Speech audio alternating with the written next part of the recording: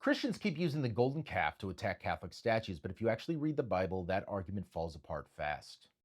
Now, before we jump in, I want to say this up front. I appreciate Unscripted. We have good conversations, and this is one of those moments where we sharpen each other. Iron sharpens iron, not tear each other down. Idolatry. In the book of Exodus, God comes to Mount Sinai, and he covers the top of the mountain with cloud, and there's lightning, and there's thunderings, and the people of Israel are terrified. Even Moses declares, I exceedingly fear and tremble. And the people of Israel say, we do not want to approach the mount of God. God himself is there. Moses, you go, we'll stay back. So Moses goes in their place. I mean, after all, Moses was kind of like, the vicar of Yahweh. He's the one who saw God face to face, who spoke with God face to face. Moses goes up to receive the Torah, to make this covenant with God on behalf of his people. So let's go straight into scripture. In Exodus 32:4-5, the people say, these are your gods, O Israel, who brought you up from the land of Egypt. And this is key. They were not just making an image, they were replacing God. They took a created object and said, this is the God who saved us. That is not veneration. That is not representation. That is outright idolatry. And the catechism is crystal clear here. Paragraphs 2112 and 2113 teaches that idolatry is treating something created as God, and that's exactly what Israel did.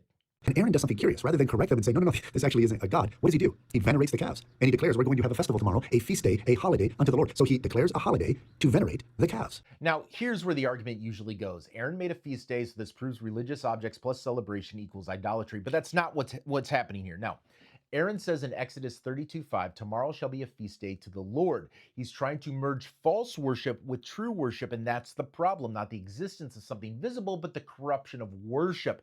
Because here's the part that gets skipped every time. God himself commands religious images. In Exodus 25:18-20, he commands the making of the cherubim for the Ark of the Covenant. In Numbers 21:8-9, he commands the bronze serpent. So if images were idolatry, God would be contradicting himself, and he's not. The difference is simple. Is the image treated as God, or does it point to God?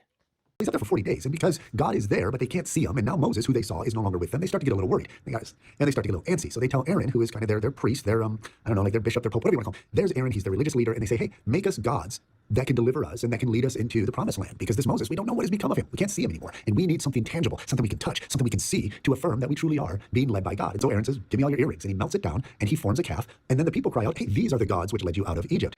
This part actually proves something Catholic, not something against it. Yes, human beings are physical. We use tangible things, and that's why God gave Israel a tabernacle, vestments, incense, sacrifices, sacred art. And in the new covenant, it goes even further. God became visible.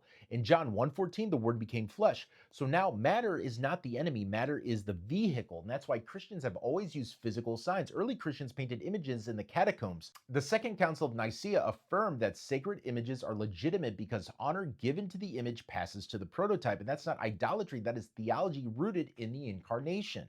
Now, when he demands Aaron to explain himself, he says, well, the people forced me to do it. It was something that we wanted to do. And besides, we believed it was divine because when we put the gold into the smelting pot, this calf just popped out. It just jumped out. So I assumed it was God's blessing on our veneration. So we made a holiday, and this is the result of we thought it was God. We were well-intentioned. You see, it's the intention of worship that's important, not the actual image. Right, Moses? Right? Idolatry is not just worshiping other gods. I know people who commit idolatry almost every single day, but they don't realize it. And here's the thing. He's right about that. Intention matters, but intention alone doesn't define illicit worship. That's exactly why the church has always regulated how images are used.